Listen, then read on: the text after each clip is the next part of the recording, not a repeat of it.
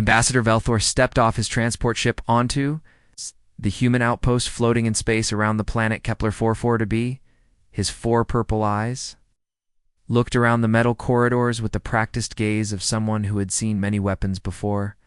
In his long career, he had visited 847 different alien species and studied their tools of war.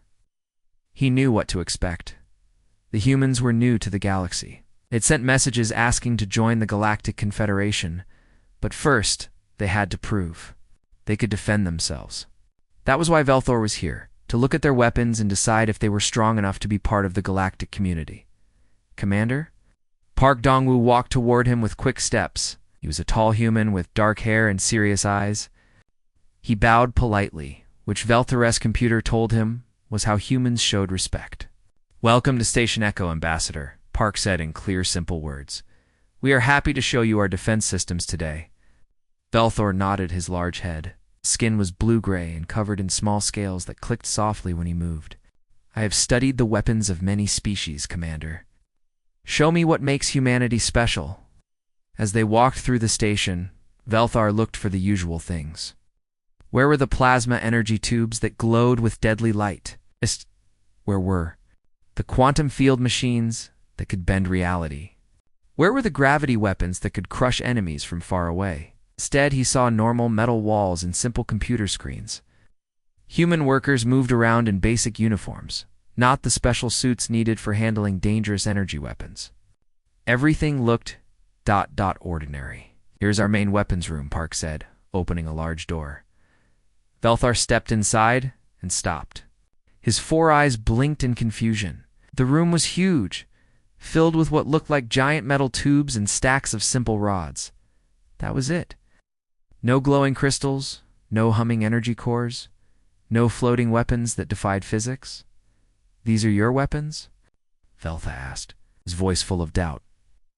Lieutenant Kim So-young stepped forward from where she had been checking one of the metal rods.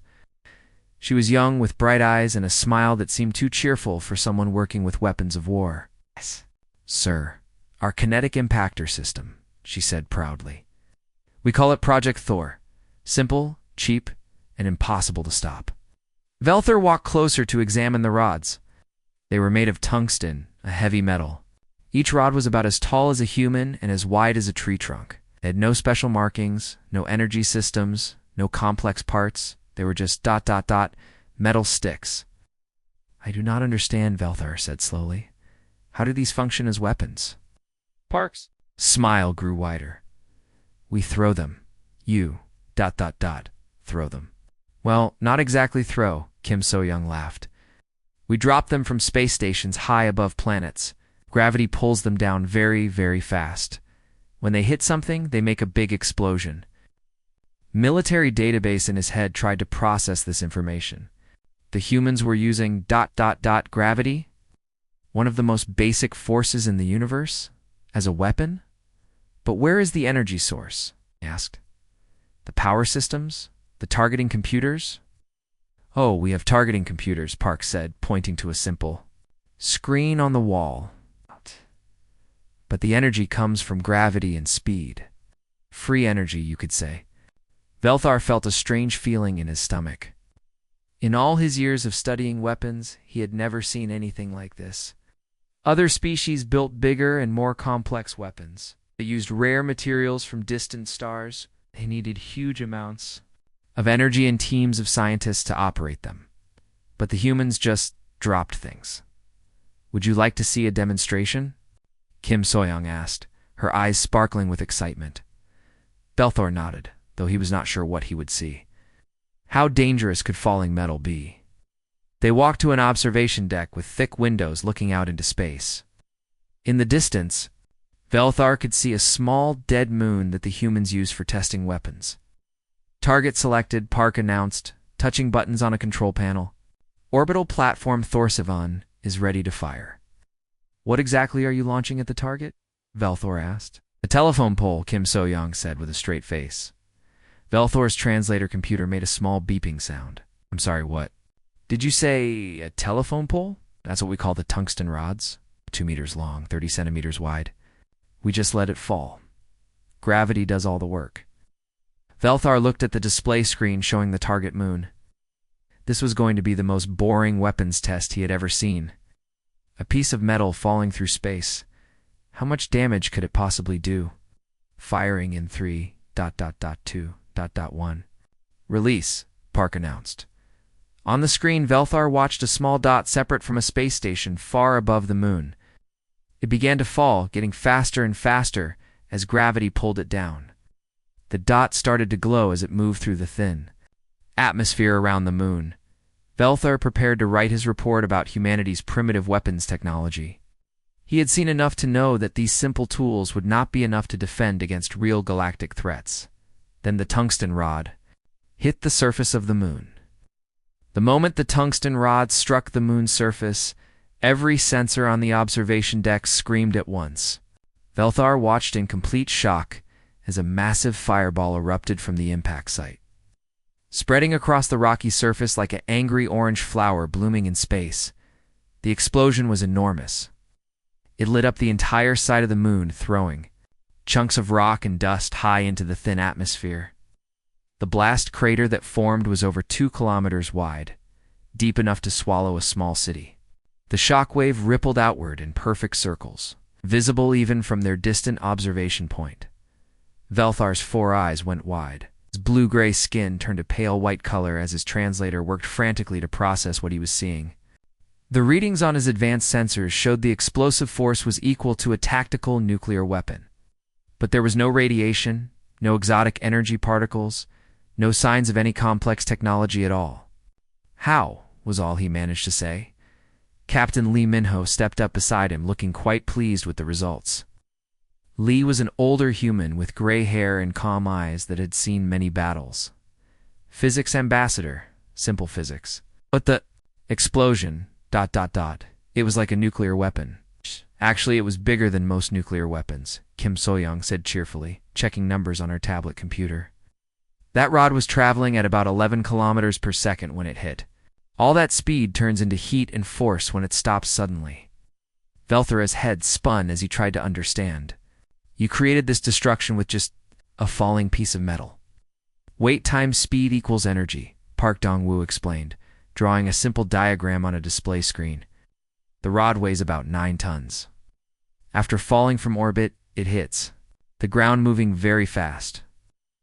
All that energy has to go somewhere. Lee Minho nodded. We learned this from studying meteors. Sometimes space rocks hit planets and make huge craters. Just made our own controlled meteor. Velthar stared at the slowly fading glow on the moon's surface. In his long career, he had seen plasma weapons that required massive power plants. He had witnessed quantum disruptors that needed rare crystals from dying stars. He had observed gravity weapons that took teams of scientists years to build. But the humans had just dropped a metal stick and destroyed a mountain. The best part, Kim So-young continued, is that you cannot defend against it. Energy shields do not work because it is not energy. It is just matter moving very fast. Anti-missile systems cannot stop it because it is too small and too fast. It is like trying to stop a bullet with a fly swatter. How fast exactly? Velthar asked weakly. This one was moving slow, Lee Minho said with a shrug. Only about 11 kilometers per second. Oh. But we can make them go much faster if we need to. Velthar's translator made worried beeping sounds. Faster? Park brought up another display, showing different designs. We have experimental rods that can reach 30 kilometers per second. And we are working on something we call relativistic kill vehicles. What are those? Projectiles that move at a significant fraction of light speed, Kim So-young explained as if she were talking about the weather. Even a small object moving that fast could crack a planet in half. Velthar felt dizzy. You were talking about destroying planets with ... metal sticks? Well, not just metal sticks, Lee Minho said. We also use rocks. Rocks? Asteroids, actually. We put small engines on them and aim them at targets. A big space rock moving fast makes a very big explosion. We call it the Asteroid Delivery System. Velthar's legs felt weak. He sat down heavily in a nearby chair, trying to process what he was hearing. You weaponized asteroids? We weaponized everything, Park said proudly. Rocks, ice, metal, even. Garbage. If you can throw it fast enough, it becomes a weapon. Kim So-young pulled up images on her tablet. Look at this. It took an old satellite that was just space junk and turned it into a kinetic weapon. 100 tons of scrap metal. Moving at 20 kilometers per second. It hit with the force of a large nuclear bomb. But why? Belthor asked. Why not build proper energy weapons like everyone else? The three humans looked at each other and smiled. Lee Min-ho spoke first. Because this is better. Energy weapons need fuel. They need maintenance. They can break down or be jammed. Gravity never stops working. Physics never takes a day off. Plus, Park added, it is cheap. We can make kinetic weapons from any heavy material. Old ships, broken machinery, even processed waste. One person's trash is another person's planet killer. Belthor looked back at the moon where the dust was still settling in the massive crater. A simple metal rod had done that. No exotic materials, no complex technology, no rare elements from distant stars. Just weight and speed and the unchanging laws of physics. We have bigger projects too, Kim So-young said excitedly. We are working on something called Project Hammer. It involves dropping a small moon onto a planet. A moon. Svelthor's voice cracked. Just a small one, she assured him. About 50 kilometers across. Perfect for taking out really big targets. Belthor closed his 4 eyes and tried to imagine explaining this to the Galactic Confederation Council. The humans had not just weaponized gravity and momentum, they had turned the entire universe into their ammunition supply. Every rock, every piece of space debris, every floating chunk of ice was now a potential weapon in human hands. Back on his ship, Belthor sat in his command chair staring at the dub, data flowing across his screens. His 4 eyes tracked the numbers, but his mind struggled to believe what he was seeing. The simple tungsten rod had hit the moon with the force of 50 nuclear weapons, yet it was just a piece of metal falling through space. His ship's computer, Arya finished processing all the information from the demonstration. Her voice was calm and mechanical as always, but even she seemed confused by the results. Analysis complete. Ambassador. The humans achieved nuclear-level destruction using only basic physics and gravity. No exotic materials, no complex energy systems, no rare elements required. Belthor's tentacles twitched nervously. This was not how weapons were supposed to work. In all his years studying alien military technology, he had never seen anything so simple, yet so terrifying. Show me their other weapons, Arya. The holographic display in front of him filled with disturbing images. Asteroids fitted with small rocket engines. Metal projectiles designed to accelerate to incredible speeds. Something humans called relativistic kill vehicles that could move at nearly the speed of light. They have weaponized momentum itself, Arya continued. While other species developed increasingly complex energy weapons requiring rare materials and massive power sources, humans perfected the art of making simple objects move very, very fast. Belthor watched footage of Captain Lee Min-ho, explaining how a small pebble accelerated to 90% of light speed could theoretically crack a planet in half. Human had said it with the same casual tone someone might use to discuss. Lunch plans, Arya? Run a simulation? What would happen if humans decided to attack my home planet? Specify parameters. What size projectile and at what velocity? Belthor thought about the humans' cheerful attitudes when discussing planet-killing weapons. Assume they use one of their larger asteroids. Something practical. The simulation ran for several minutes. When it finished, Arya's voice carried a note of concern that Belthor had never heard from a computer before.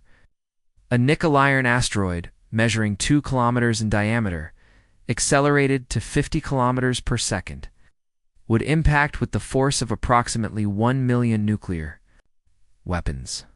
The explosion would create a crater 300 kilometers wide.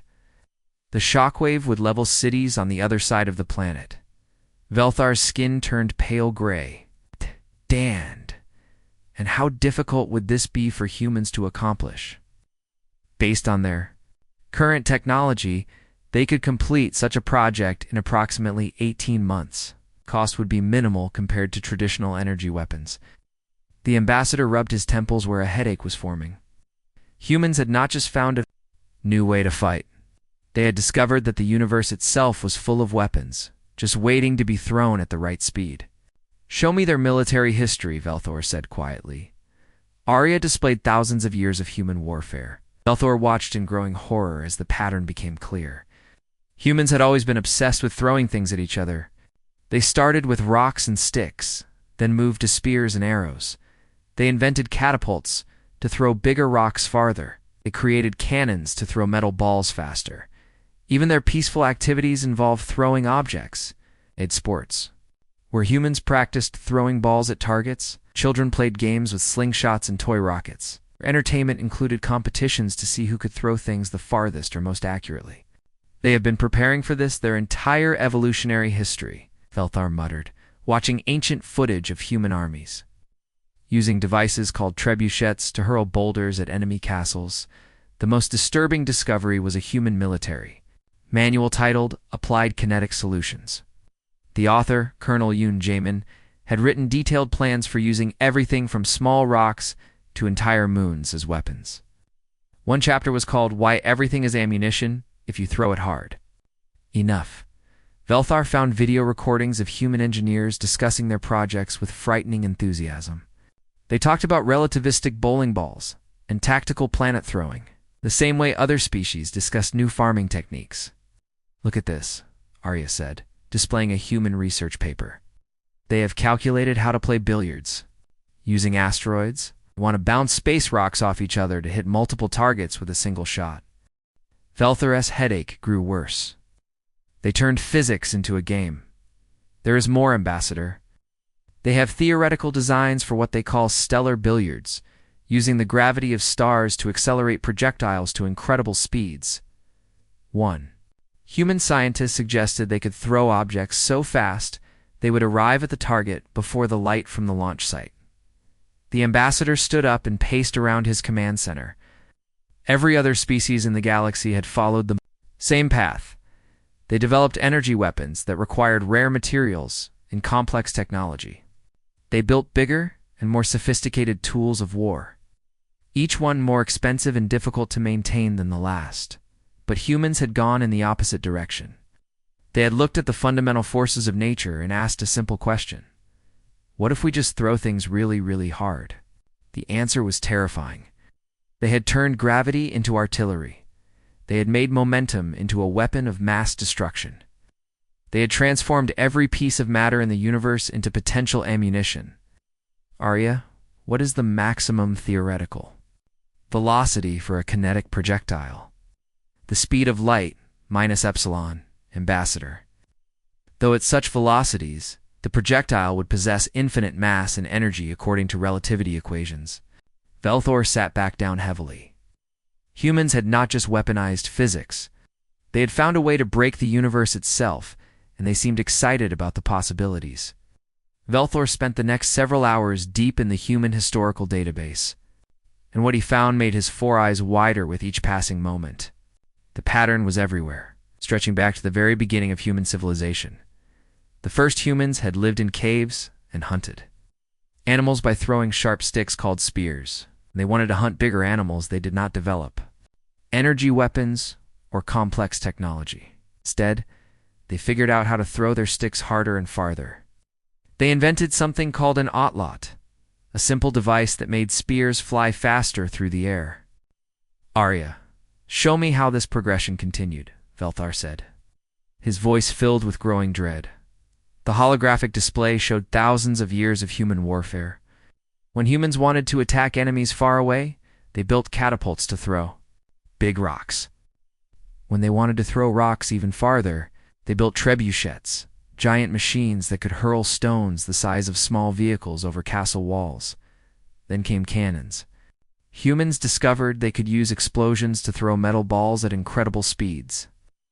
The balls moved so fast they could punch through thick stone walls. Other species might have stopped there, satisfied with their new energy-based weapon. Humans kept improving. They made the metal balls smaller and faster.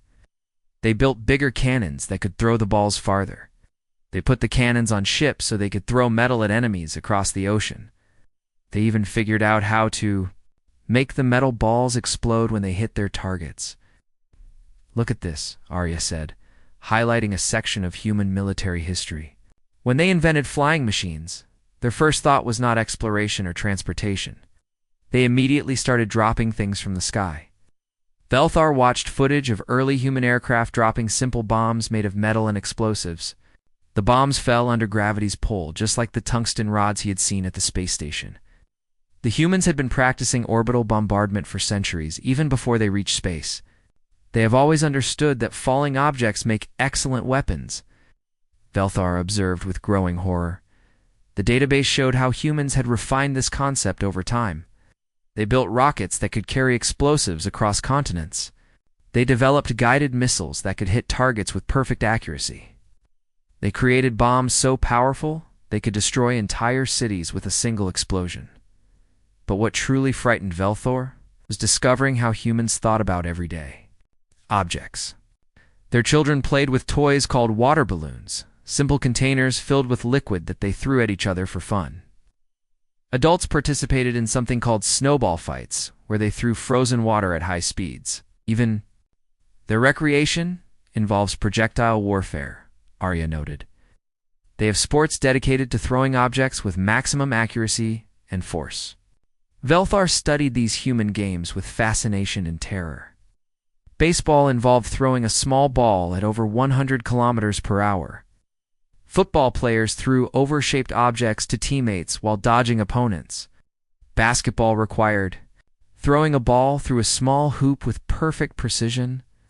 They had been training their entire population in ballistics, he realized. Every human child learns to calculate trajectory, velocity, and impact force through play. Most disturbing. Revelation came when Velthor found human military training manuals. Soldiers were taught that anything could become a weapon if thrown with sufficient force and accuracy. Rocks, bottles, tools, even boots. All of these everyday items were classified as improvised projectiles in human combat doctrine. Show me their current military thinking, Velthar requested. Arya displayed recent human military papers with titles that made Velthar's skin crawl. Optimizing asteroid trajectories for maximum kinetic impact, weaponizing space debris, a practical guide, and the strategic applications of relativistic projectiles. One paper, written by General Kim Tae-hein, proposed using the moon itself as a kinetic weapon. The plan involved installing massive rocket engines on Earth's natural satellite and launching it at enemy planets. The author had calculated that the moon, moving at just 10 kilometers per second, would impact with enough force to sterilize an entire world. They want to throw planets, Velthor whispered. Oh, not just planets, Ambassador, Arya corrected. I found a theoretical paper about using black holes as gravitational slings to accelerate projectiles to near-light speed. The author, Dr. Choi Min-jin, calls it cosmic artillery. Velthor discovered that humans had even weaponized their failures. When their space missions went wrong and satellites crashed, they studied the impacts to improve their kinetic weapons. When meteors hit their planet, they analyzed the craters to understand how to make better projectiles. They learn from every falling object, he mused. Every impact is a lesson in how to throw things more effectively. The final piece of evidence was a human children's book called If You Give a Human a Rock. The simple story showed how humans would inevitably find ways to throw that rock farther, faster, and with more devastating effect. What started as a single stone became catapults, cannons, rockets, and eventually orbital bombardment systems. Arya, what is the most frightening aspect of human weapons development? They have no theoretical limits, Ambassador. Other species are constrained by energy requirements, rare materials, or complex technology. But humans can turn any mass into a weapon using only acceleration. As long as matter and gravity exist, humans will find ways to weaponize them. Velthar closed his 4 eyes and tried to imagine a galaxy where every species had access to human kinetic weapons technology. Every asteroid would become a potential planet killer. Every piece of space debris would be ammunition for devastating attacks. The humans had not just mastered the art of throwing things, they had turned the entire universe into their personal armory. Ambassador Velthor stood before the Great Assembly, Hall of the Galactic Confederation Council. Representatives from 847 different species filled the curved rows of seats, their various forms creating a rainbow of colors, shapes, and sizes. The massive chamber buzzed with quiet conversation as everyone waited to hear his report about the newest species seeking membership, the humans. Velthor's four eyes scanned the crowd nervously. In his long career, he had never delivered a report quite like this one. His tentacles clicked against the speaking podium as he activated the holographic display system. "Honored council members," he began, his voice carrying clearly through the chamber's sound system. "I have completed my assessment of human military capabilities. My findings are ... unprecedented." A ripple of interest passed through the assembled delegates. Representative Kixaloth of the Hegemony leaned forward in his crystalline seat. "Surely you exaggerate, Ambassador. We have reviewed their basic technology, simple kinetic weapons, nothing more." Velthor's skin shifted to a darker shade of blue, a sign of stress among his people. "That is precisely what makes them so dangerous, Representative. They are simple, devastatingly simple." He activated the first holographic display, showing footage of the tungsten rod striking the moon. The assembled delegates watched in silence as the massive explosion bloomed across the lunar surface.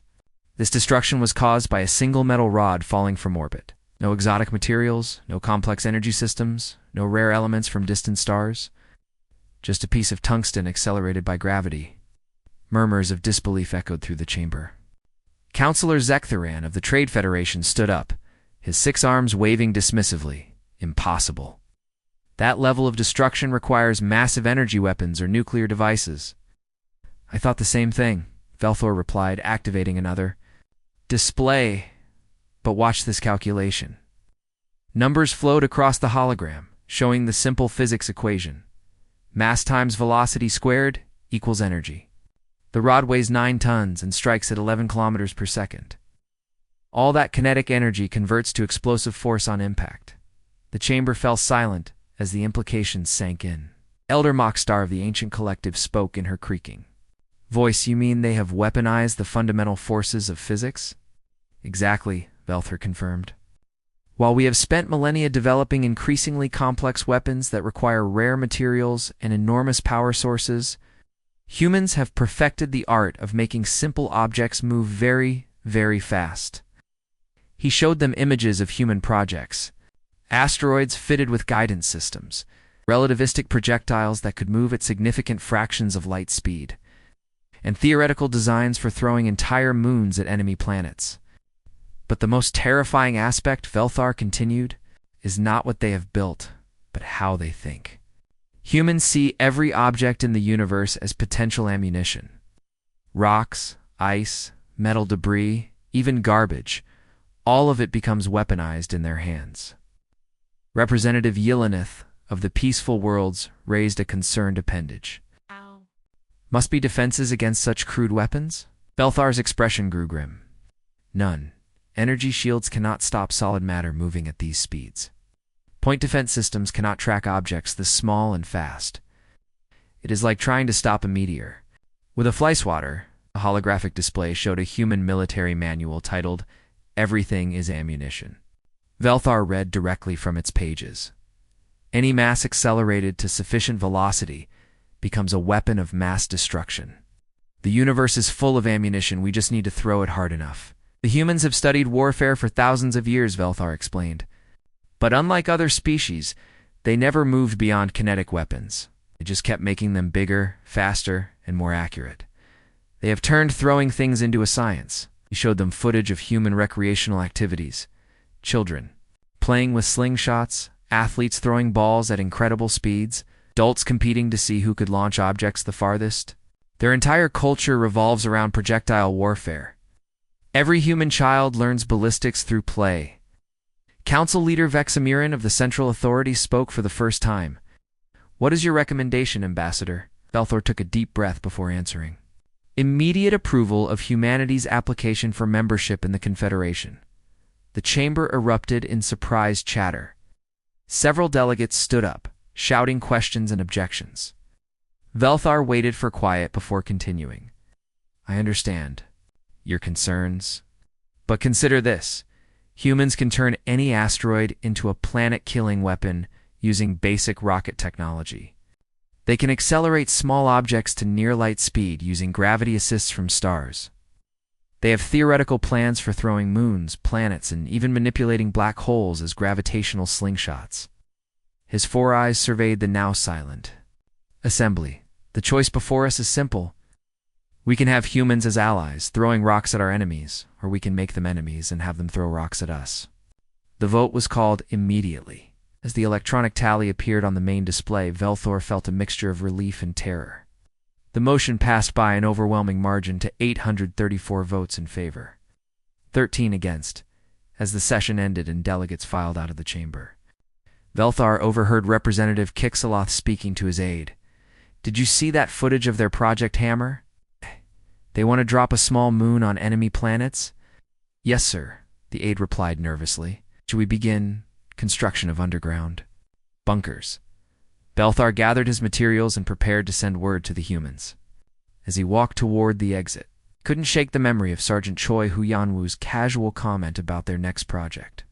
We're working on stellar billiards, using stars to accelerate projectiles to incredible speeds. The universe had just become a much more dangerous place, and the humans were only getting started.